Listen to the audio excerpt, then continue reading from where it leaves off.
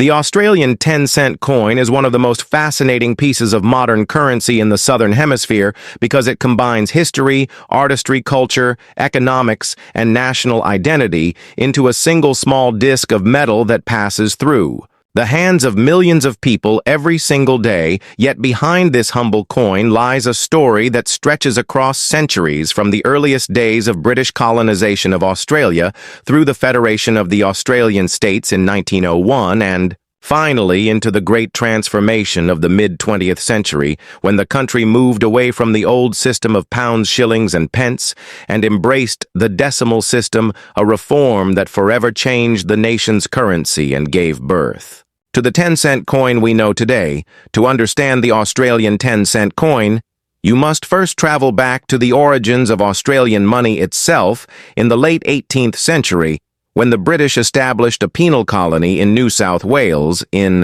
1788. At that time, there was no official local currency, and trade was carried out using bartering foreign coins and even rum as a form of payment. As the colony grew, it became clear that a stable coinage system was necessary, and Britain began supplying coins, but shortages persisted, and by the early 19th century, the famous holy dollar and dump were created from Spanish silver coins to fill the void. This improvisation was the first true Australian currency, and it laid the foundation for a national monetary identity that would eventually evolve into the 10-cent coin. As Australia progressed into the 19th century, gold discoveries in the 1850s transformed the economy, and gold sovereigns and half-sovereigns circulated widely. But all of this money was based on the British pound system, which divided currency into pounds, shillings, and pence, a confusing and cumbersome system for ordinary Australians by the time of Federation in 1901, when the colonies joined to become the Commonwealth of Australia. The question of currency reform was already on the horizon, yet it would take more than 6 decades before decimalization would finally arrive. And when it did, the 10-cent coin was born. The year 1966 was a turning point in Australian history. It was the year the nation officially abandoned the old imperial system and introduced decimal currency under the new system. The Australian dollar replaced the pound, with $1 equal to 100 cents. The 10-cent coin replaced the old shilling, and because of this connection, it carried not just monetary value, but also symbolic continuity, linking the past with the future. The coin was struck from copper-nickel, giving it a bright, silvery appearance and measuring 60 millimeters in diameter, weighing 5.65 grams. It was designed to be practical, durable, and instantly recognizable in circulation. But the most striking feature of the Australian 10-cent coin is its design on the obverse side. You find the portrait of Queen Elizabeth II. As Australia is part of the Commonwealth, her likeness has appeared on all coins since decimalization, though her portrait has been updated several times to reflect her age at the time of each redesign. The reverses of coins, however, were uniquely Australian, and the 10-cent coin is adorned with an extraordinary creature, the lyrebird, designed by Stuart Devlin, the goldsmith and jeweler appointed as the first official Australian coin designer. In 1963, the lyrebird was chosen because of its distinctive tail feathers that resemble the shape of a lyre. An ancient musical instrument, Devlin's depiction captures the elegance and complexity of this bird that is found in the forests of southeastern Australia. The lyrebird itself is an icon of Australian wildlife, famous for its incredible ability to mimic sounds, from chainsaws to camera shutters to the calls of other birds. The decision to place this bird on the 10-cent coin was more than decorative. It was a statement about Australia's unique environment, its deep connection to nature, and its determination to project a national identity distinct from Britain and other former colonial powers. Devlin's design has endured for decades, becoming one of the most recognizable images on Australian currency. Over the years, the Australian 10-cent coin has seen very little change compared to other denominations. Its size, metal content, and reverse design have remained largely consistent since 1966, but the obverse portraits of Queen Elizabeth II have evolved. There was the youthful effigy by Arnold Machine, introduced at decimalization, followed by Raphael Maklouf's more mature portrait in 1985, then Ian Rank Broadley's design in 1999, which depicted the Queen with greater realism, and finally Jody Clark's portrait introduced in 2019, which shows her wearing the royal diamond diadem. Each of these portraits not only reflects the passage of time in the Queen's reign, but also anchors the coin. In its place within the Commonwealth tradition, collectors of Australian coins prize the 10-cent denomination. For several reasons, one is the rarity of certain years when mintages were low. For example, the 2011 issue had an extremely small circulation, mintage of just 7 million coins, making it highly sought after by numismatists compared to the hundreds of millions typically minted in other years. In addition, proof issues, special releases, and error coins with misstrikes or double stamping also attract collector interest. Some varieties, such as those struck with slight design flaws, can command prices far above their face value in the collector's market. Beyond rarity, the 10-cent coin tells a deeper story of Australia's journey in the late 20th and early 21st centuries. During the 1960s, when decimalization occurred, Australia was asserting itself as a modern independent nation, balancing its historic ties to Britain with its new place in the Asia-Pacific region. The coinage reflected this transition by retaining the monarch on one side and distinctly Australian imagery on the other. The 10-cent coin thus became a pocket-sized ambassador of national identity, reinforcing every day to millions of citizens the idea that Australia was unique, resilient, and forward-looking. As decades passed, inflation reduced the purchasing power of the 10-cent coin, but it never disappeared from circulation. In fact, it has proven remarkably resilient, unlike the 1-cent and 2-cent coins, which were withdrawn from circulation in 1992 due to their low value. The 10-cent coin continues to circulate, actively used in vending machines, small transactions, and as essential change in cash-based payments. Its endurance demonstrates the practicality of its denomination size and weight and the affection Australians have for their coinage system. Economically, the 10-cent coin represents a balance point in currency policy, small enough to facilitate minor transactions, yet not so small that its production costs outweigh its usefulness. Over the years, debates have occasionally arisen about whether to discontinue it, especially as digital payments expand, but the 10-cent coin persists, partly because of tradition, partly because of its practicality, and partly because of its cultural value as one of the iconic symbols of Australian money. When looking at the history of the 10-cent coin, you cannot ignore the artistry of Stuart Devlin. His work on the entire first series of decimal coins has been celebrated worldwide, and the 10-cent lyrebird design stands out as one of his finest achievements. Devlin went on to design coins and medals for countries around the globe, but his Australian series remains his masterpiece. The coin, therefore, is not just money, but also a piece of art history, a testament to how design can embody a nation's values and environment. Today, collectors, historians, and everyday Australians continue to study, admire, and exchange the 10-cent coin. It remains a link between generations, a reminder of the great decimalization reform of 1966, and a celebration of Australian wildlife and craftsmanship. The coin you might find in your pocket or purse today is not just worth 10 cents, it is worth decades of history, centuries of context, and countless stories of how Australia built its national identity through something as simple as a small piece of copper nickel. And as we look into the future, with King Charles III's portrait soon expected to replace Queen Elizabeth II on Australian coinage, the 10-cent coin is once again about to undergo a transformation, reminding us that coins are living history, always evolving with the times, yet carrying forward the weight of the past. The Australian 10-cent coin is therefore not only currency, but also culture, heritage, art, and legacy, a mirror of a nation's journey from colonial outpost to modern independent state.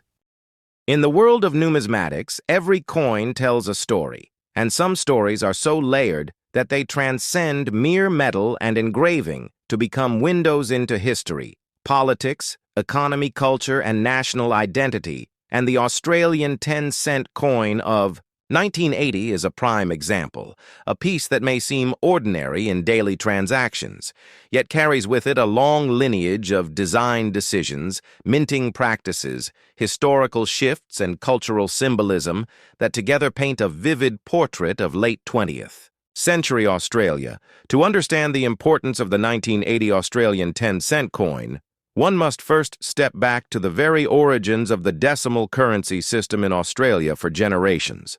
Australians used the British pound system, a complex arrangement of pounds, shillings, and pence. But in 1966, the nation undertook one of the most significant monetary reforms in its history, when the Australian government officially introduced the decimal currency system modeled after the global trend toward simplification and modernization. In that transformation, the 10-cent coin became one of the key denominations designed to replace the florin, which was equal to 2 shillings or 1/10 of a pound.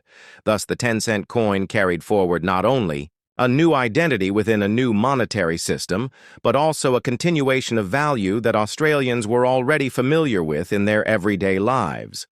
The design of the 10-cent coin is perhaps one of the most elegant and enduring motifs in Australian coinage. It was created by Stuart Devlin, the highly respected goldsmith, jeweler, and coin designer who was later knighted for his contribution to art, and design. His vision for the coin captured the lyrebird, an iconic Australian species renowned not only for its physical beauty, but more importantly, for its astonishing ability to mimic sounds from the natural environment as well as human-made noises. The lyrebird symbolized the uniqueness of Australia's fauna, but it also represented adaptability, resilience, and continuity qualities that resonated deeply with the Australian spirit. Devlin's design was simple, yet sophisticated, emphasizing natural grace over complexity, and his choice ensured that the 10-cent coin stood out as a national symbol that could be appreciated both domestically and abroad. By 1980, when our coin in question was struck, Australia was in the midst of important social and economic transitions.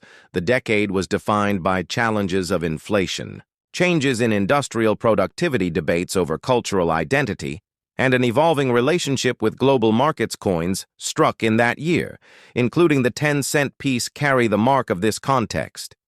They were minted in large quantities by the Royal Australian Mint in Canberra, a facility that had been established in 1965 specifically to handle the new decimal coinage program.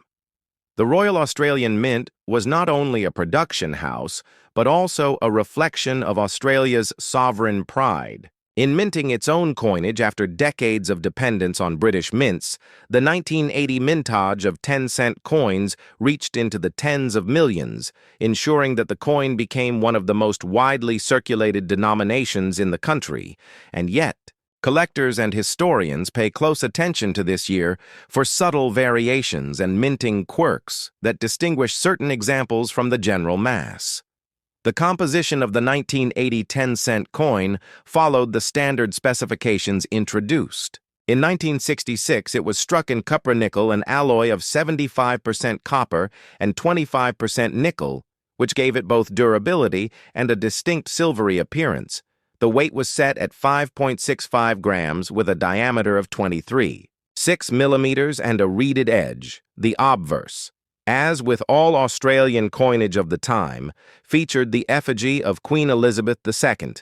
This portrait was the work of Arnold Machine, a distinguished British sculptor, whose depiction of the young queen wearing the Girls of Great Britain and Ireland tiara became a standard on Commonwealth coinage from 1966 through to the mid-1980s.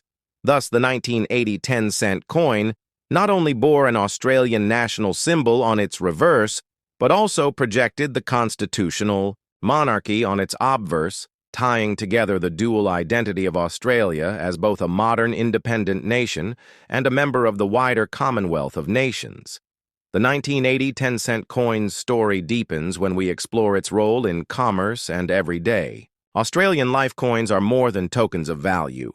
They are the silent companions of daily exchanges, whether used to buy a newspaper ride, a bus pay for a phone call, or hand to a child for a treat. The 10-cent coin was omnipresent and reliable. For Australians of the late 20th century, it was small enough to be easily carried, yet significant enough to matter in small purchases, and in many ways the rhythm of life in 1980s Australia can be felt in the clinking of these coins in pockets and purses from Sydney to Melbourne to Perth. Each coin carried unseen fingerprints and personal histories, and in this sense, every 1980 10-cent coin is both an artifact of national history and a vessel of personal memory. For collectors, the 1980 issue holds a special place, not because it is exceedingly rare in ordinary form, but because of the search for high-quality examples. Mint state coins, proofs, and error strikes in particular. Proof coins struck with extra care at the Canberra Mint. For collectors have become highly prized, showcasing the full detail of Devlin's lyrebird design with mirrored fields and frosted reliefs. Mint errors, such as off-center strikes, double strikes, or variations in planche quality, add yet another layer of fascination as these mistakes transform ordinary circulating coins into unique collectibles commanding prices far above their face value. The hunt for these variants keeps numismatists engaged and ensures that the 1980 10-cent coin continues to generate curiosity and scholarship. Historically speaking, the coin also reflects the evolution of Australian society in the post-war decades. By 1980, Australia had become more urbanized, more multicultural, and more deeply connected to global trade. Yet it also sought to emphasize its unique identity and natural heritage. And the choice of the lyrebird on the 10-cent coin continues to remind citizens of the delicate balance between modernization and tradition, between economic pragmatism and cultural pride in classrooms and coin collections alike. The 1980 10-cent piece becomes a teaching tool, a reminder of the 1966 decimal reform, a lesson in design symbolism, and even a way of discussing the monarchy's presence on everyday objects. The broader legacy of the 1980 10-cent coin extends to its role in shaping how Australians viewed their own coinage over the decades. The design has remained virtually unchanged, a testament to its timelessness in a world where many nations repeatedly alter their coinage. The enduring image of the lyrebird is proof of the design's strength. It is an anchor point of continuity through changing times, surviving inflation, economic recessions, technological shifts, and even the slow decline of physical coin usage in the 21st century. Digital payments may dominate today, but the 10-cent coin remains legal tender and still carries the same proud imagery. First envisioned in the 1960s every time someone encounters a 1980 10-cent coin. They are quite literally holding a piece of 20th century Australia preserved in copper nickel. Thus, the Australian 10-cent coin of 1980 is more than just money. It is history condensed into metal. It is art accessible to all. It is a mirror of society and economy and culture at a pivotal moment in Australia's journey. And whether it lies in a collector's album in a cash register or forgotten in a drawer, it silently carries the legacy of a nation at a crossroads between past tradition and future ambition. And that is why, when we hold the 1980 10-cent coin, we are not just holding a coin, we are holding a story. In the year 1966, Australia witnessed one of the most significant transitions in its economic and cultural history, the changeover from the British-influenced pound system to a uniquely Australian decimal currency, and among the very first coins struck to symbolize this new beginning was the Australian 10-cent coin of 1966, a coin that today not only holds monetary value, but also stands as a lasting historical artifact representing the nation's leap into modernity. To truly understand the importance of the 1966 10-cent piece, we must first take ourselves back to the world before decimalization, when Australians used pounds, shillings, and pence, a system inherited from centuries of British tradition. It was a system that, though Functional had grown increasingly outdated and cumbersome as global trade. And the influence of modern economies advanced, many nations had already shifted toward decimal currency systems that made calculations simpler and more efficient, and Australia, in the mid-20th century, realized that if it were to thrive economically in a modern world, it needed to abandon its old ways. The government under Prime Minister Robert Menzies and later Harold Holt pushed forward with the bold plan to introduce decimal currency, and on February 14, 1966, a day remembered as Decimal Day, Australians woke to a completely new money system. The pound was replaced with the dollar and cents, and with it came a fresh range of coins, including the 10-cent coin, which would soon become one of the most widely used coins in the land. The design of the 1966 10-cent coin was entrusted to Stuart Devlin, a master craftsman and artist whose designs would become iconic symbols of Australian life. Devlin chose the image of a lyrebird for the reverse of the coin, a bird native to Australia, known for its extraordinary ability to mimic sounds from the natural world, as well as man-made noises, such as camera shutters, chainsaws, and even human voices. The lyrebird represented not only the beauty of the Australian environment, but also its uniqueness, something that set the nation apart from others in the world. The obverse of the coin bore the effigy of Queen Elizabeth II, sculpted by Arnold Machin, reinforcing Australia's status as a constitutional monarchy, while also signaling the country's ties to the Commonwealth. What makes the 1966 10-cent coin especially significant to collectors today is that it was among the very first coins produced in mass under the decimal system, minted in both Australia and abroad, to ensure there were enough coins to serve the public. The Royal Australian Mint in Canberra began production, but so too did the Royal Mint branches in London and the Royal Canadian Mint in Ottawa.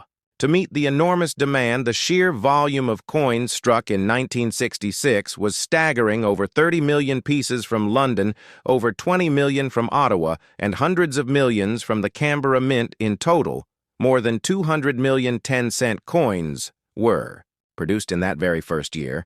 But within this vast mintage lies the intrigue, the rarity, and the stories that excite numismatists around the world.